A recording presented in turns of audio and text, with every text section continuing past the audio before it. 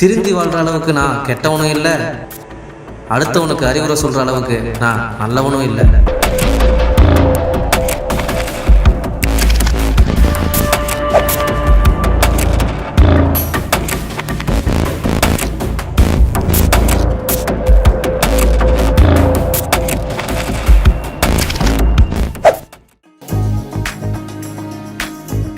ரொம்ப நாளாக ஃபேமிலியோட ஒரு சின்ன ட்ரிப் பிளான் பண்ணிட்டு இருந்தீங்க அப்படின்னா கண்டிப்பாக இந்த பீச் போய் பாருங்கள்.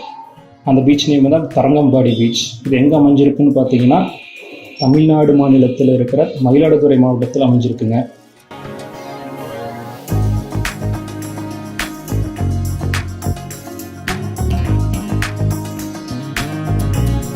இங்கே முக்கியமாக விசேஷம்னு பார்த்தீங்கன்னா கடற்கரையில் தரங்கம்பாடி மாசிலாமணிநாதர் கோயில் அமைஞ்சிருக்கு. அது இல்லாமல் தரங்கம்பாடியில் இந்திய முதல் அச்சு இயந்திரத்தின் மூலம் விவிலியம் அச்சிடப்பட்டுள்ளது.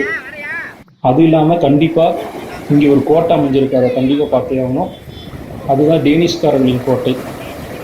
டேனிஷ்காரர்கள் கோட்டைன்னு சொன்னாங்கன்னாவே அது ஒரு பழமையான கோட்டையாக தான் இருக்கும். டேனிஷ் கோட்டைன்னு அழைக்கப்படும் டேனி கோட்டை உள்ளூரில் டேனிஷ் ஃபோர்ட் என்றும் அழைக்கப்படுகிறது.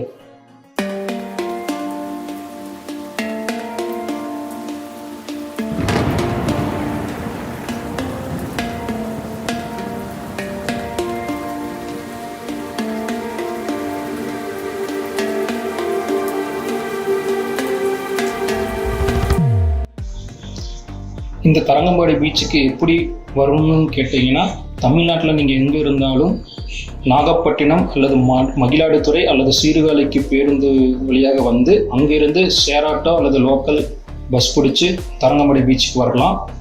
நாகப்பட்டினத்துலேருந்து 34 கிலோமீட்டர், மயிலாடுதுறையிலேருந்து 31 கிலோமீட்டர், சீர்காழியிலேருந்து 31 கிலோமீட்டர் தொலைவில் அமைஞ்சிருக்கு.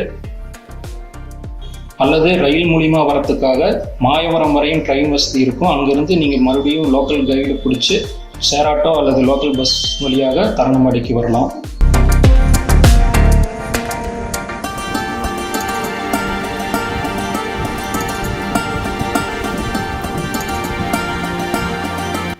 இக்கோட்டையானது தஞ்சை அரசரான ரகுநாத நாயக்கருடன் டேனிஷ் அதிகாரியான ஓக்கிட் என்பவரால் ஒப்பந்தம் செய்யப்பட்டு 1620 கட்டப்பட்டுச்சு. அதுக்கப்புறம் 1947 இந்தியா விடுதலையானதுக்கப்புறம் தமிழக அரசால் ஆய்வு மாளிகையாக 1978 வரை பயன்படுத்தப்பட்டு வந்தது. அதுக்கப்புறம் தமிழக அரசின் தொழில் துறையின் கட்டுப்பாட்டில் வந்து இப்போ தற்போது அகழ்வாராய்ச்சிக்காகவும் அருங்காட்சியகமாகவும் பயன்படுத்தப்பட்டு வருகிறது.